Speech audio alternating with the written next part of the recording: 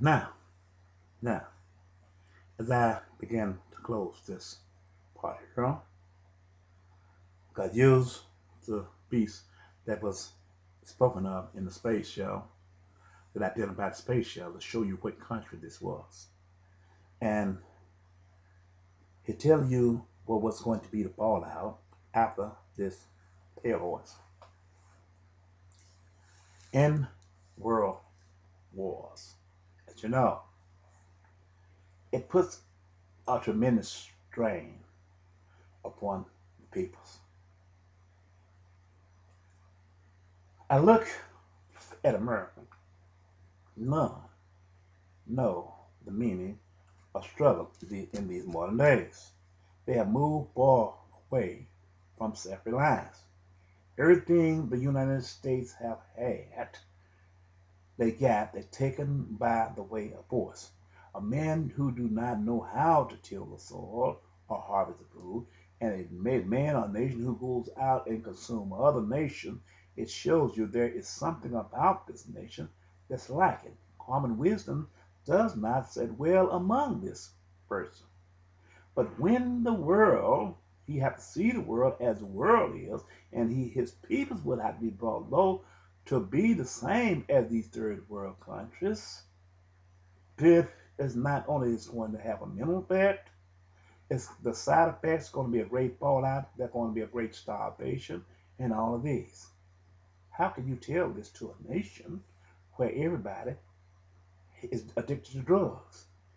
How could you tell this to a people where people running around selling cocaine? How could you tell this to a person where the woman want to be the man, marry another woman, and the man want to be a woman marrying another man?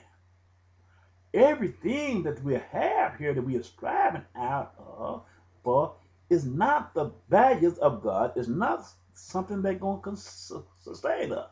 So when God moved his face from us and let us become our own God, as we want to, we're going to call on God and he is not going to hear us. This is what the part of here in Revelation chapter 6. This is the symbol behind us. Why did I say this? Because the war in Afghanistan been going on 8 years. But the knocking down of the Trade Center buildings. But nobody is concerned about this. They're more concerned about Tiger Woods, what he did, Michael Vick, what he did, and when they talk about the man in our great prison about bringing him in here, one of the Congress stood up and said, used a racial overtone, and said, well, she brought the name of O.J. Simpson. But every time he come and talk about something, when it come the news media do, they bring when something about a black man who have came up there, they use a racial overtone and consider not that there is someone out there listening at this. We can see there's a divide, is some a bit of anger in this man when he do these things, even the news media, which is controlled by this man. This have to be something that is embedded into the DNA and the genetic body structure, chemical makeup of the body structure, which came from the foundation of the world.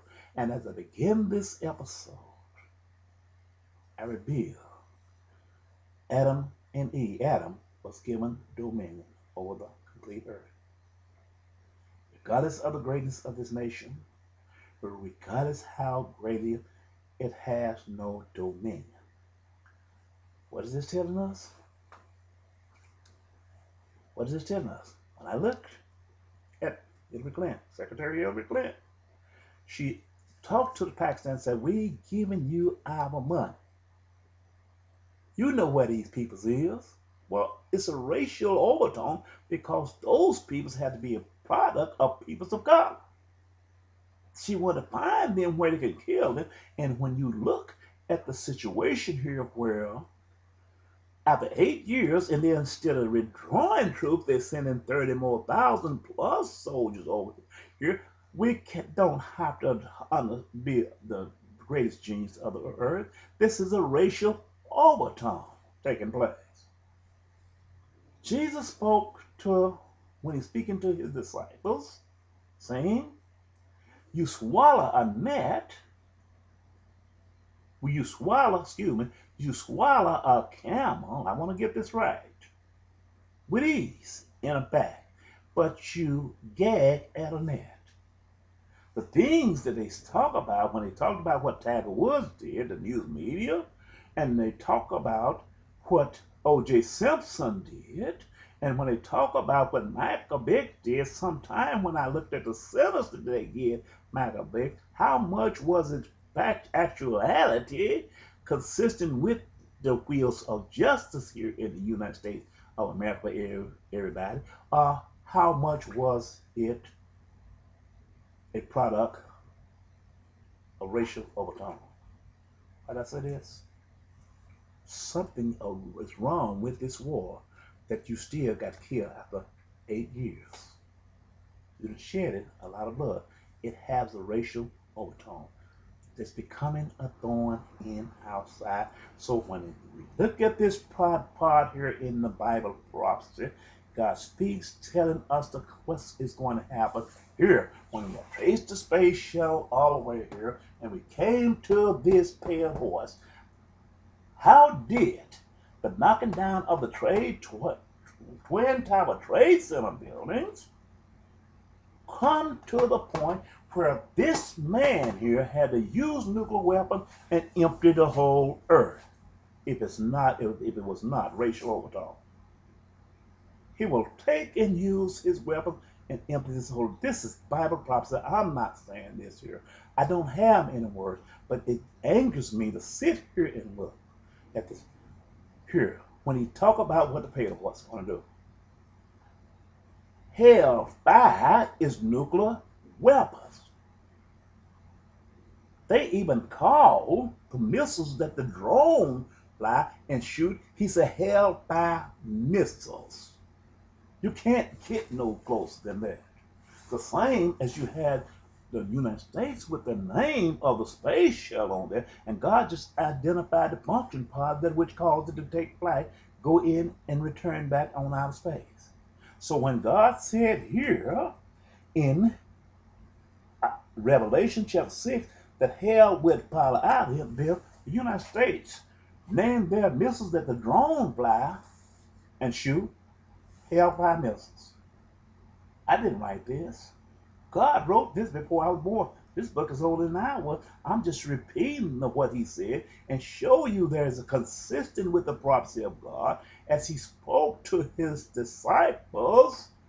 After Jesus went back in heaven, he said hell would fire, and sure enough, they find using hellfire missiles over there. So he said, and hellfire missiles got to have some nuclear capabilities that the drones find. If that drone taking fire that missile, there's got to be some nuclear components in there.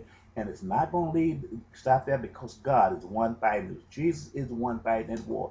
He didn't ordain the people that he ordained to die to show the world the depths of hate. This is where we are in Bible prophecy. So this takes us there. It's bringing me here to where we are. And I'll go back here if I can and go to parts of Ezekiel and close this one out here where it says Ezekiel chapter 2. I've got time to read this, I hope. Ezekiel chapter 2. And he said unto me, Son of man, stand upon thy feet, and I will speak unto thee. And the Spirit entered into me when he spake unto me, and set me upon my feet, that I heard him that spake unto me, and he said unto me, Son of man, I send thee to the children of Israel, to a rebellious nation that has rebelled against me.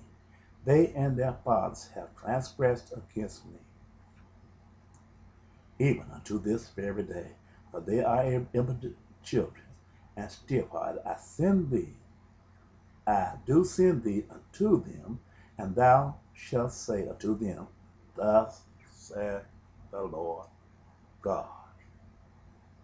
Thus saith the Lord God to the world.